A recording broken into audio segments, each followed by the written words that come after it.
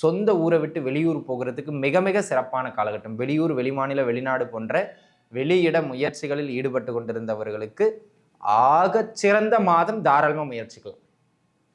ஜாதகப்படியும் 12ஆம் இடம் அல்லது 9ஆம் இடம் சம்பந்தப்பட்ட தசாபுக்தி செல்லுமானால் உறுதியாக உங்களுடைய முயற்சிகள் வெற்றியடையும். ட்ரை பண்ணுங்க. பொருளாதாரம், பண விஷயம், பண ஆளுமை, பொருளாதாரம் வருகின்ற பொழுது நீங்கள் என்ன நிலைமையில் இருக்கீங்களோ அந்த நிலைமைக்கு ஏற்றாறு போல செலவுகளை தரும். தொழில் ரீதியாக முதலீடுகளை போடுறேன், பணத்தை கொண்டு போயிட்டு ஷேரில் இன்வெஸ்ட் பண்ணுறேன், அதில் போடுறேன், இதில் போடுறேன்னு எதுலையாச்சும் அவசரப்பட்டு முதலீடுகள் போடுறீங்கன்னா உங்கள் சுய ஜாதகத்தை வச்சு பார்த்துக்கிடுங்க. ஜாதக தசாபுக்தி நல்லா இருக்குன்னா யூ கேன் ப்ரொசீட். அதில் எந்த விதமான மாற்று கருத்தும் கிடையாது. தசாபுக்தியும் சரியில்லை, குறிப்பாக 6, 12ஆம் இடம் சம்மந்தப்பட்ட தசாபுக்தி போகிறது அப்படிங்கிற பட்சத்தில் முதலீடுகளை போட்டால் விரயங்கள் ஏற்படும்.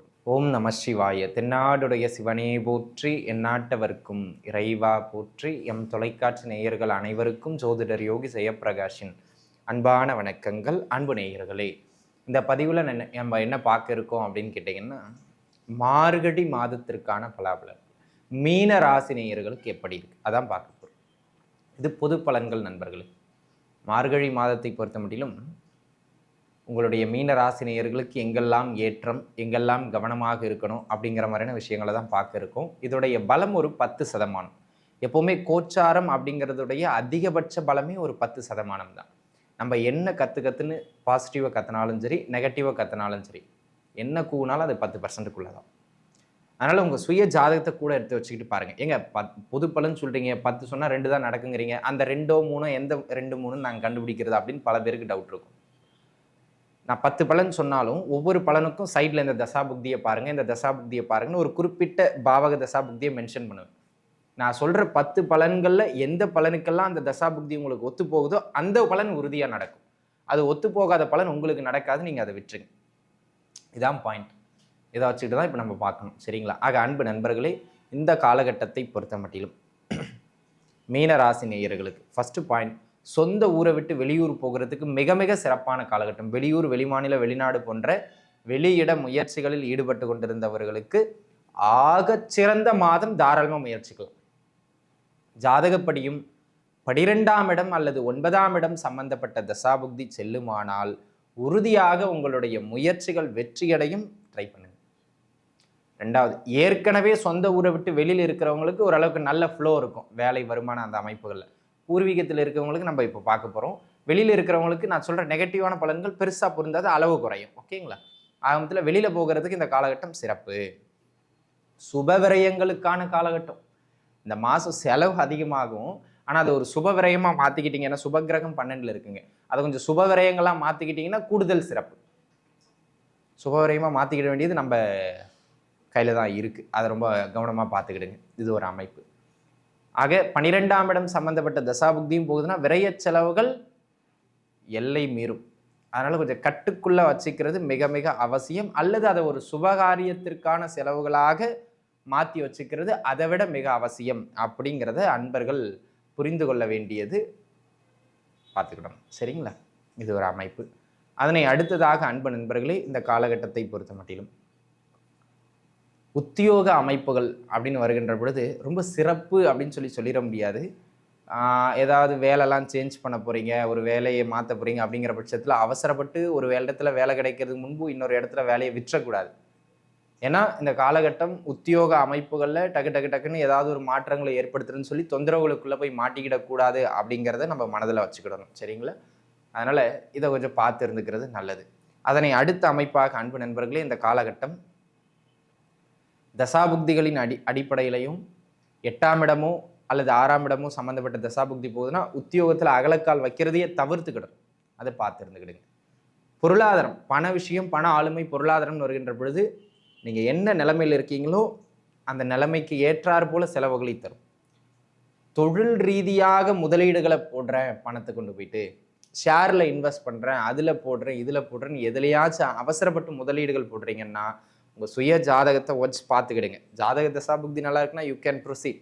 அதில் எந்த விதமான மாற்று கருத்தும் கிடையாது. தசாபுக்தியும் சரியில்லை, குறிப்பாக 6, 12ஆம் இடம் சம்மந்தப்பட்ட தசாபுக்தி போகிறது அப்படிங்கிற பட்சத்தில் முதலீடுகளை போட்டால் விரயங்கள் ஏற்படும். வருமானத்திற்கான பெரிய அமைப்பை இந்த மாதம் உங்களுக்கு காட்டவில்லை. அதனால பெருசா எக்கனாமிக்கலி அகலக்கால் வச்சு மாட்டிக்கிடக்கூடாதுங்கிறத அன்பு நண்பர்கள் புரிஞ்சுக்கிட வேண்டியது அவசியம். அதனை அடுத்ததாக நீண்ட நாளாக ஏதாவது சொத்து விற்கிறதுக்காக ட்ரை பண்ணிக்கிட்டு இருக்கீங்க அப்படிங்கிற பட்சத்தில், ஆனால் விற்க முடியாமல் டிலே ஆகுதுன்னா இந்த பீரியடில் ட்ரை பண்ணுங்கள். அந்த சொத்து பத்துக்கள் விற்கிறதுக்கான அமைப்பு இந்த காலகட்டத்தில் பலமாக உண்டு. உங்கள் ஜாதகப்படியும் 3ஆம் இடம் சம்மந்தப்பட்ட தசாபுக்தி போகுதுன்னா உறுதியாக அந்த அமைப்புகள் கிடைக்கும். சரிங்களா? இது ஒரு அமைப்பு. அதனை அடுத்ததாக இந்த காலகட்டத்தில் ஏதாவது உதவிகள், ஒரு பண உதவியோ இல்லை ஏதோ ஒரு சப்போர்ட் எதிர்பார்க்குறீங்க அப்படின்னு சொன்னால், பெண்கள், உங்களுக்கு தெரிந்த நண்பர்கள் அல்லது உங்கள் உறவுகளில் இருக்கக்கூடிய பெண்கள் வழிகளில் இருந்து சில உதவிகள், சில ஆதரவுகள் கிடைக்கக்கூடியது மாதிரியான ஒரு அற்புதமான காலகட்டமாக இந்த காலகட்டம் அமையப் பெறுகின்றது அப்படிங்கிறத அன்பர்கள் புரிந்து கொள்ளணும். ஆக அன்பு நண்பர்களே, இந்த காலகட்டம் பெண்கள் வழியிலிருந்து உதவிகள் உண்டு. அதில் ரொம்ப கவனமாக இருந்துக்கிடணும். சரிங்களா? இது ஒரு அமைப்பு. அதனை அடுத்ததாக அன்பு நண்பர்களே, இந்த காலகட்டத்தை பொறுத்த மட்டிலும் வேற என்ன விஷயங்கள் உண்டு அப்படின்னு கேட்டிங்கன்னா, பொருளாதாரம், தொழில் இதெல்லாம் ஒரு புறம் இருக்க, கேரக்டர் வைஸ் கொஞ்சம் தொந்தரவுகள் ஏற்படும். சுக்கிரன் 3-12 தொடர்பில் இருக்கார். தேவையில்லாமல் பழகுகிற பழக்க வழக்கங்களில், இல்லை இந்த உணவுப் பொருட்களில், இந்த நட்பு வட்டாரங்களில் ஏதாவது பழக்க வழக்கங்களில் டிஸ்டர்ப் ஆகும். அப்போ ஏதாவது தவறான பழக்க வழக்கங்கள் இருக்குன்னா அதை கொஞ்சம் கண்ட்ரோல் பண்ணிக்கிடணும். இல்லைன்னா இந்த காலகட்டம் அதனால் வீண் விரயங்கள், உதாரணத்துக்கு லவ் பண்ணுறேன்னு சொல்லிட்டு லவ்வில் போயிட்டே செலவுகளை பண்ணிக்கிட்டு இருப்பார், சம்பாதிக்கிறது மொத்தம். இந்த மாதிரியான தொந்தரவுகளை அது ஏற்படுத்தும். அந்த விஷயங்களில் கொஞ்சம் கவனமாக இருக்கணும். 12ஆம் இடம் சம்மந்தப்பட்டு தசாபுக்தி நடக்குதுன்னா இந்த விரயங்கள் ரொம்ப கூடுதலாகவே இருக்கும். அதில் பார்த்து கவனம் செலுத்த வேண்டியது மிக மிக அவசியமானது அப்படிங்கிறத நீங்கள் புரிஞ்சுக்கிடணும். சரிங்களா? இது ஒரு அமைப்பு. அதனை அடுத்ததாக அன்பு நண்பர்களே, இந்த காலகட்டத்தை பொறுத்த மட்டிலும் தொழில் சார்ந்து பெரும் முதலீடுகள் போடாதீங்கன்னு ஏற்கனவே சொல்லியிருக்கேன். அதே போல தான் கடனை உடனே வாங்கியும் பெருசாக எதுவும் செலவு பண்ணாதீங்க. ஏன்னா இந்த காலகட்டம் திரும்பவும் சொல்கிறேன், எக்கனாமிக்கலி வளர்ச்சி கிடையாது. கடனுக்குள்ளே கொண்டு போகிற ஒரு பீரியட். அப்போது விரலுக்கேற்ற வீக்கத்தை தாண்டி எந்த ஒரு அமைப்பையும் நம்ம முன்னெடுக்கிறது சிறப்பு இல்லை அப்படிங்கிறத அன்பர்கள் புரிஞ்சுக்கிட்டீங்கன்னா போதும். ஓரளவுக்கு வண்டியை நகர்த்திடலாம் அப்படிங்கிறது தான் ஒரு அமைப்பு. சரிங்களா? அதை பார்த்துக்கிடணும். ஆக அதனை அடுத்ததாக அன்பு நண்பர்களே, இந்த காலகட்டத்தை பொறுத்த மட்டிலும் தசாபுக்தி அமைப்புகள் உங்களுக்கு வலுத்தா பயப்பட வேண்டாம். தசாபுக்தி அமைப்புகள் வலுக்கலைன்னா மன வாழ்க்கையிலையும் விட்டு கொடுத்து போகணும். ஏன்னா கணவன் மனைவிக்கு இடையில நிறைய கருத்து முரண்பாடுகளை ஏற்படுத்துகின்ற ஒரு காலகட்டம். அதில் ரொம்ப நிதானிச்சு நகரணும் அப்படிங்கிறத அன்பர்கள் மனதில் வச்சுக்கிட வேண்டியது மிக மிக அவசியமான ஒன்று.